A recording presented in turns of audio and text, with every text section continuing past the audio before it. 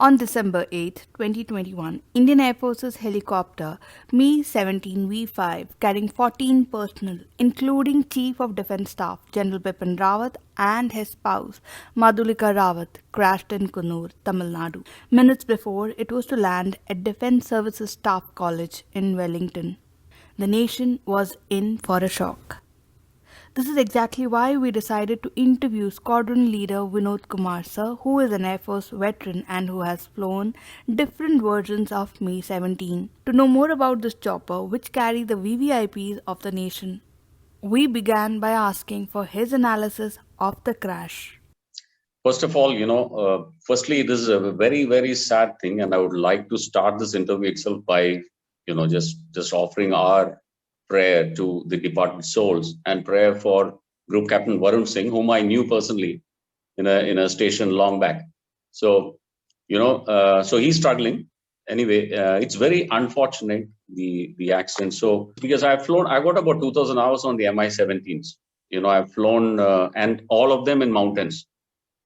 So the court of inquiry is still on. There is a tri-service joint inquiry going on by Army, Navy, and Air Force, and these, these are very comprehensive when they come out, but it'll take time for sure. We always teach, helicopters, hills, and clouds are a very dangerous combination. It's a deadly mix.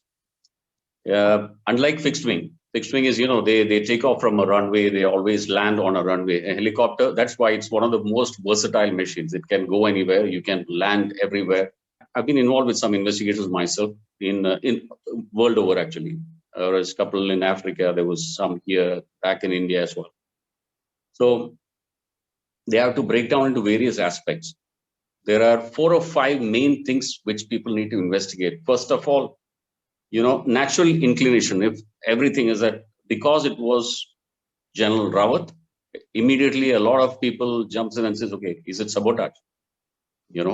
That angle has to be, but that's a very long investigation. Mainly, first of all, any court of inquiry or any inquiry into any crash, what they do is that everything relating to that particular helicopter is seized.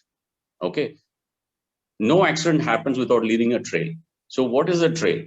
Like, if you've gone, it is always a record. So a pilot, when he comes for in the morning, the aircraft has been inspected, it has been serviced. There is a particular servicing schedule that goes on. Like the aircraft has got 100 hours, 200 hours it's checked, 500 hours, and at say 600 hours, then there's a major check where they have to open up the machine, look inside. So I would really straight away cut out that angle of technical failure. Basically, you have to first secure, and you need to like anything goes wrong. Now the persons, including the pilot who is flying the aircraft, is gone. So now you are actually picking up pieces. Everything is like, they couldn't even find or identify. They had to DNA body parts to find out, because most of them were so badly burnt. So the technical aspect, because the Mi-17v5, why I say this, because I was one of the pilots who actually inducted Mi-17 1Vs after the Kargil operation. So the Air Force started with the Mi-8s. It was in, what is it? It started with in Ob Meghdut, which started in 1984, approximately. That way, it was Chetaks, then subsequently the Mi-8s in Ob Pavan, which was in Sri Lanka, the LPT operation. That's where first officially helicopters involved into the operational scenario, where helicopters started really being used in the way it can be used. And these Russian Mi-8s came in. Subsequently, then when Ob Meghdut started, that was for Siachen, they said, okay, this Mi-8 helicopter, which is the initial, the bottom line, it's like variants, you have various cars, like ES, LX, or whatever. So these are many of them are variants with upgraded performance systems which come in. So the Mi-8 was there. Then the Air Force felt, okay, we got now Siachen to take care of once Ob Meghdut started. So then they brought in the Mi-17s. Then Kargil happened. When Kargil happened, they said, okay, now the Air Force realized that, okay, now there is a serious role for helicopters, a major role for helicopters to play. That's how this Mi-17 1Vs were inducted. when I was flying the Mi-8 and Mi-17s, and then this 1V came in, and we saw this machine because, like I said, I was part of the initial. I was fortunate, very lucky. I was in Jammu that time, and we inducted this machine, and just the performance was, it is a flying tank. The Mi-17 1Vs and V5s, even the V5 is a next variant. The 1Vs and V5s are like the best known products. So I saw some tweets on social media about, oh, they're crashing, many of them.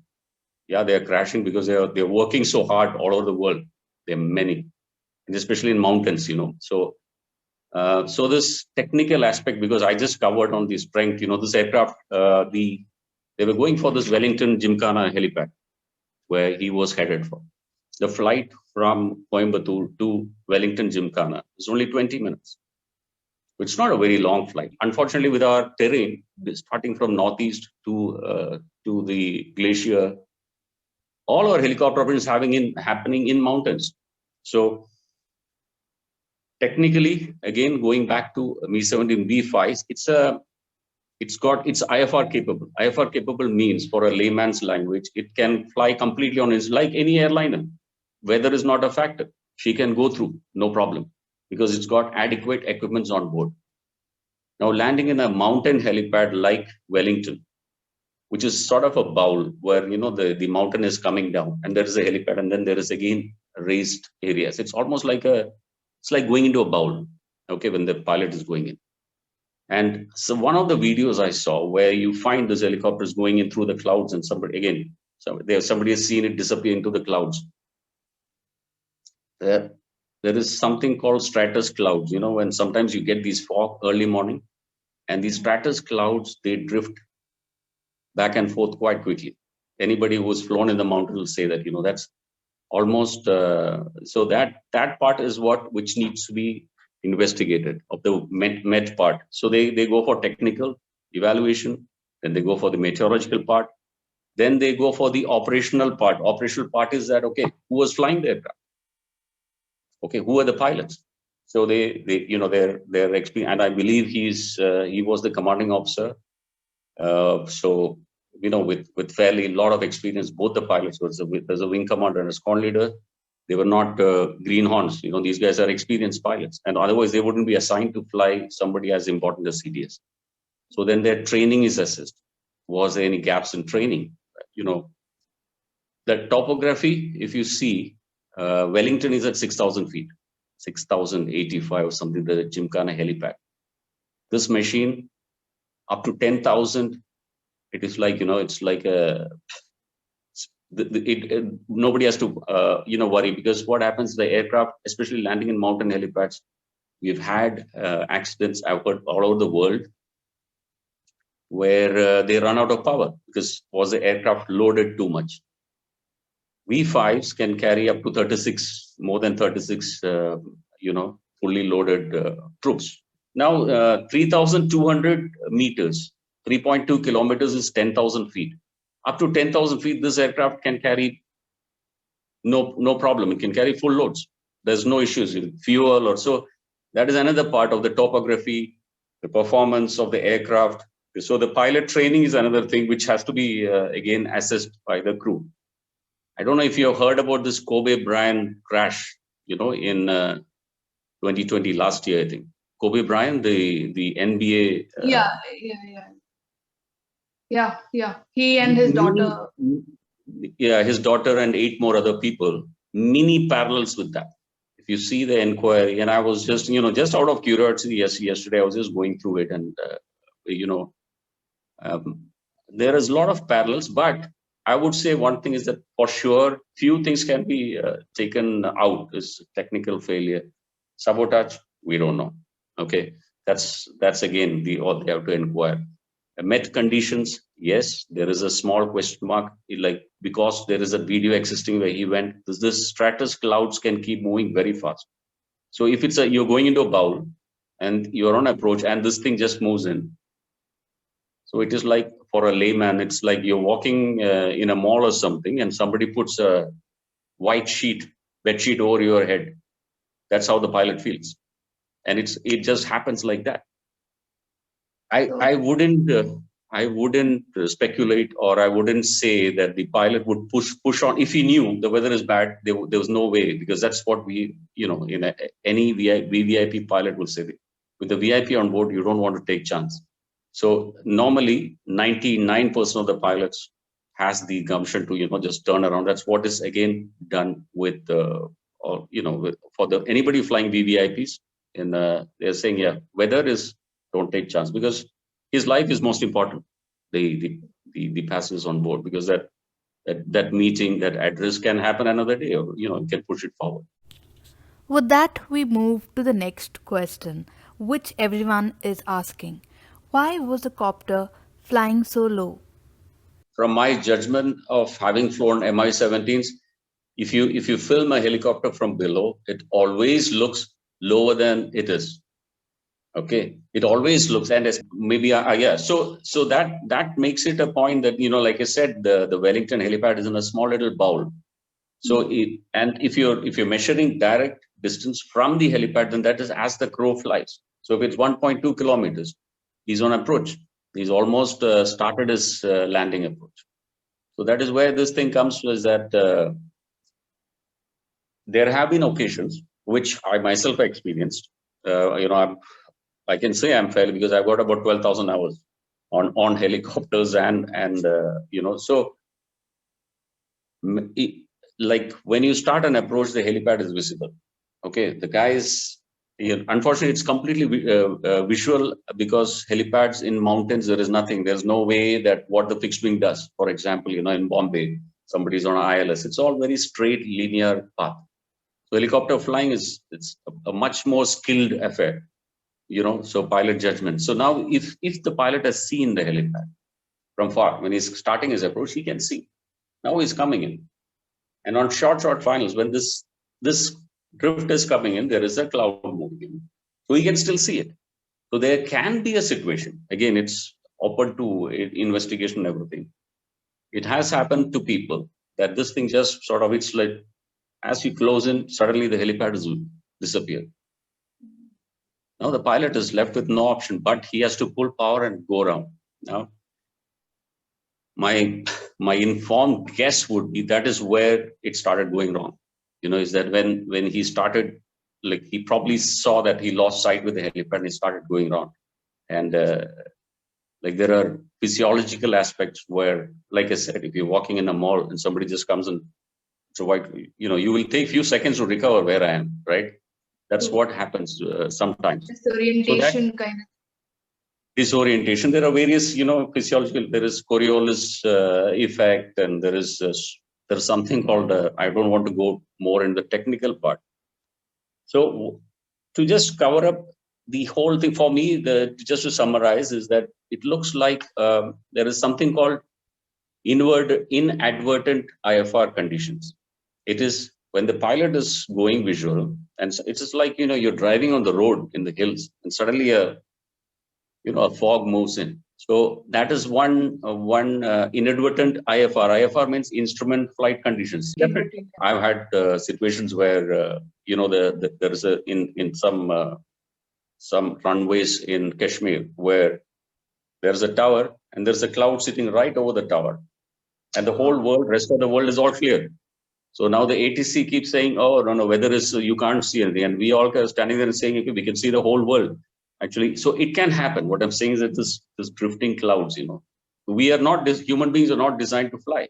So I will not say that I don't think the pilot has gone to cloud and got disoriented or something, but that split second where he's tried to get away, again, I think it's incorrect for me to make any further judgments at that, because that points to the pilot. He's an experienced pilot, so we don't know, and the guy is not here to defend himself. So so now depends on when he decided to go around, and it all happens in absolute split seconds. So if he's decided to go around, and there is a small bank which looks like from some reports I was reading, so which is normal.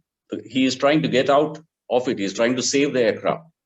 So during that bank, if the blades, because it's a big aircraft, it's a 13-ton helicopter, I would never say, like, the aircraft performance is never in question. It is probably the best aircraft to fly VIPs. It's like I said at the beginning, it's a flying tank. It can take bullets. I've had my our colleagues take bloody 62, 72 bullets, pardon my language, and land, no issues. Okay, 62 bullets in coming off Kupwara, and it just kept going through the aircraft. Aircraft kept flying without a problem. So that part, and probably the fire was caused on impact. It must have not crossed in the air. It must be once, it must have broken up into pieces when it came down. Yeah, that's another thing that it has I read it is a self-sealing tank. So sir, how is supposed to, is it not supposed to prevent a blast from happening? What would have caused a blast in? A blast could have caused only if the aircraft has fallen, like from about 80, 100 feet, where it is on impact, it is sort of broken up. So now when on impact, if it's broken up, now it is self-sealing. It can take bullets. It can take up to, big bullets. It can sustain. No, it just goes in, and it's it's Kevlar material, and it's sealing, self-sealing. So it just gets lodged, and because it's just to preclude this of fuel leakage in the event of a crash. Unfortunately, I saw the pictures of some trees. So unless this machine has dropped from 80, 20 feet, and if it had crashed, say, on an open ground, maybe it wouldn't have caught fire. It's probably on a vertical fall, then the aircraft and the fuel, maybe the tank, the fuel tank can burst open the cap. Fuel has spilled over. So under all this what circumstances do vertical fall happen? If you have hit the, like again, Wellington, that area is very high trees. So if you hit those trees and you come through the trees now, so probable causes 2 or 3, which I can think of, is that the blades probably has hit a tree when he was going out. When you bank, it's not a small machine, it's a big aircraft, and he's inside clouds. So if that is the case, so if the blade has hit, then the aircraft loses, because that's like your aircraft losing its wing, in flight. So then there is no lift. The aircraft will dip. If the blade has hit, end of story, because now the blade has disintegrated. He's lost full control. The aircraft is just vertically falling after that. And all this would have taken what? Less than half a second, for these many actions to happen. So yeah, that's where my personal experience, I've seen people walk out of Mi-17 crashes, where you look at the aircraft, you'll find, you might think that everybody is gone. And the guys came out with scratches and, somebody had a dislocated shoulder. So it's a sturdy machine. That's my point. Go ahead. No, I was actually that thing about half a second, it made sense to me, because this tourist who was capturing this chopper moving into the cloud, the moment it disappeared, after that there were exactly 3 seconds when at 7 seconds it goes into the cloud, and at 10 seconds you can hear the crash. So that 3 seconds. Yeah. That sort of makes sense, because on approach, generally you're traveling at about 60 kilometers per hour. Okay, 60 kilometers, that really slowed down is coming. And at that time, if it's 1.2 minutes, it's about, a minute to go from landing, probably. So he's almost on short finals, and that's when probably this cloud, and he started banking. Yeah, that's where I think they also talk about a loud noise, and that's probably the time. Yeah. Yes. So one more thing was this area where this happened was supposed to be a gray zone, where there was no communication happening with the ATC. And this particular accident happened at 12:15, and the last they had lost communication at 12:08. So you just said the pilot would not have taken any risk at this point. It's a gray zone. If it had to fall, it should happen at least 80 feet above the ground. If it was a vertical ground, fall. Yeah. Sorry. So when it is, Go ahead. Sorry. Okay. So I'm just trying to make sense that if it is traveling at 60 kilometers per hour, will it be at 80 feet, or or it's supposed to be lower or higher? It should be slightly higher. It will be, normally an approach, again, if this was a mountain helipad, say for example, he's making an approach into an open field where the VIPs land. So normally it's around 500 feet where they start the approach. And then as you continue the approach, helicopters is unlike fixed wing, where they're supposed to keep the speed and come and touch down. This is throughout. He's also reducing his speed from 60 to 70. He's coming down because he has to come to a stop, right? Once he's over the helipad, then he has to come to a stop, and then the aircraft lands vertically. So from 60 to, so he's steadily decelerating as well. He's steadily decelerating as well to come to the helipad, right? So that's all part of the inquiry. Well, but as for you just said about when it lost radio contact, that is very normal because we have aircraft communication happens on very high frequency. It's called VHF, very high frequency, which gets blocked by mountains. So if you're going into the hills, there are times where that's very normal.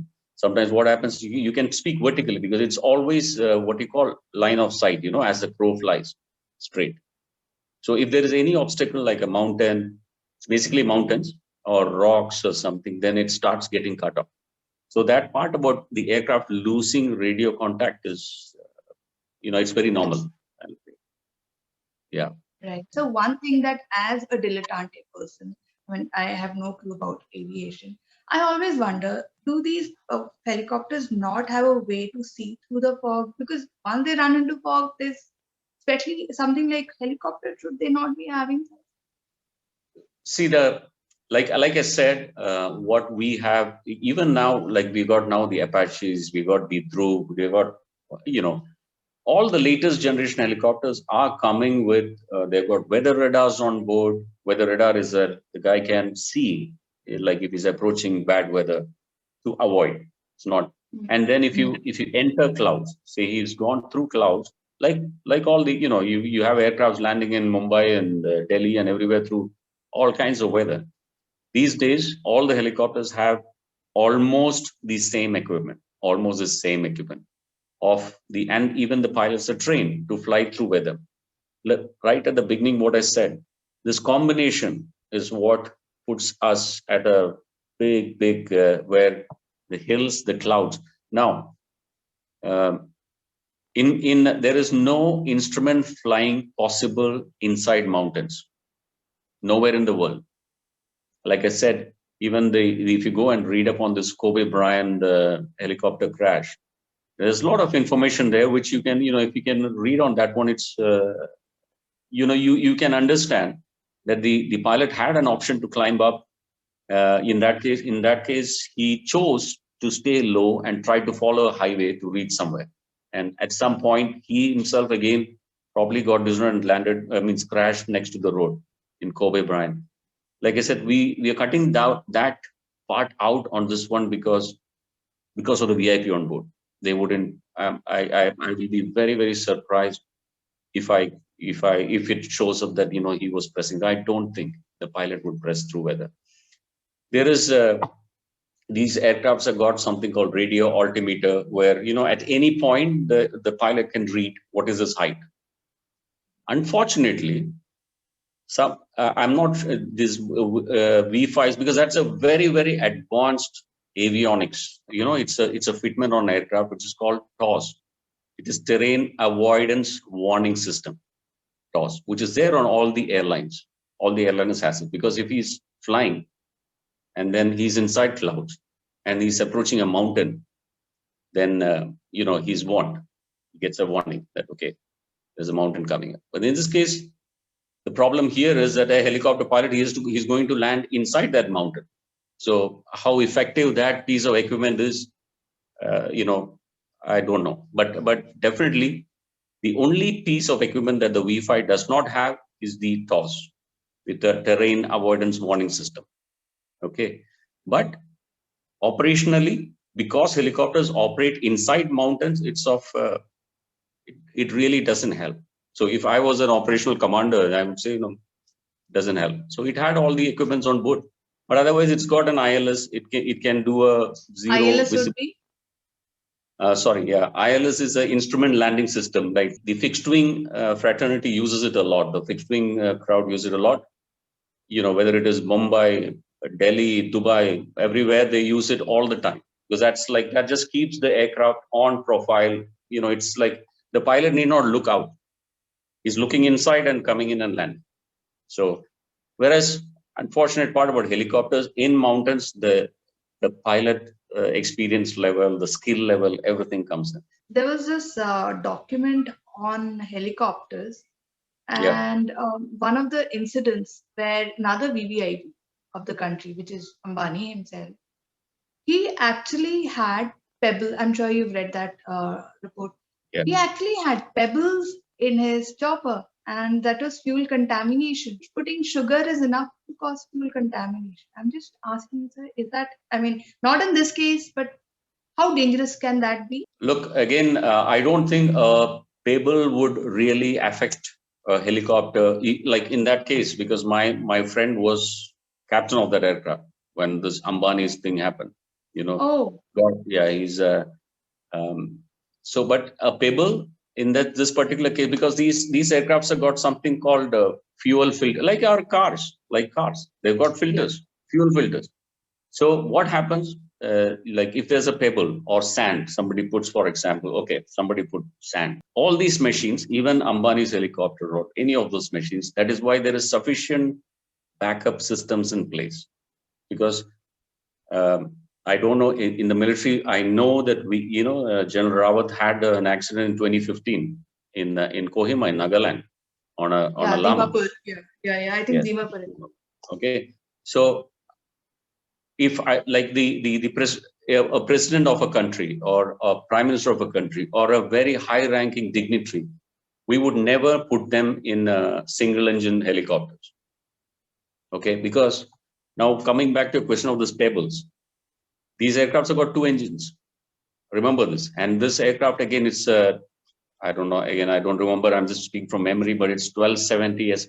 It's very powerful engines. So even in flight or something, you lose one engine, there is techniques, the aircraft will continue on the other engine. There's no problem.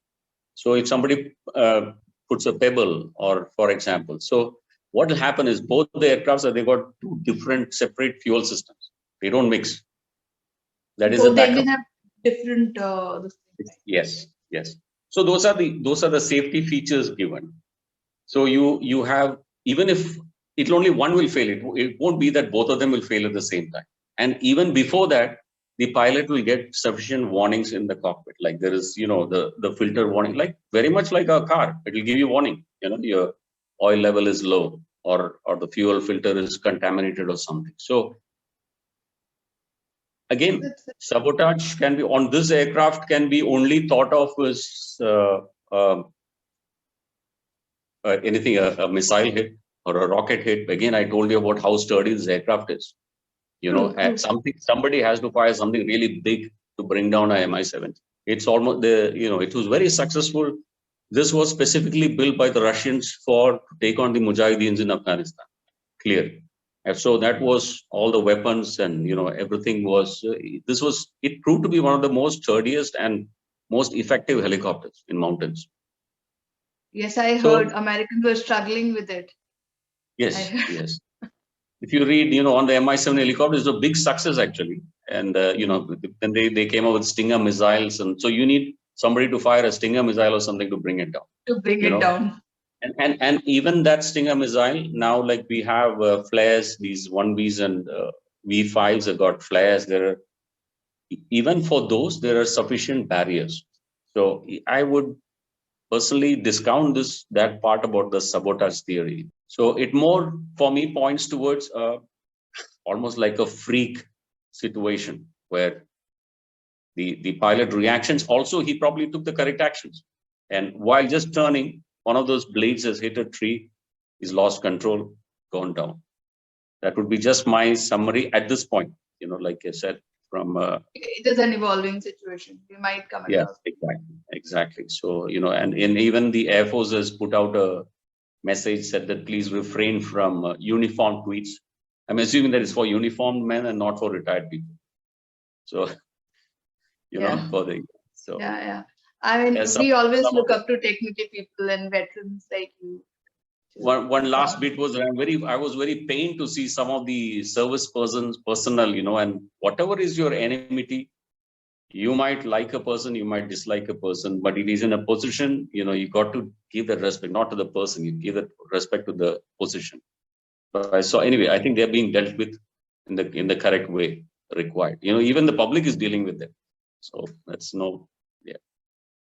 We're really thankful to Squadron Leader Vinod Kumar sir for taking time out and answering our queries.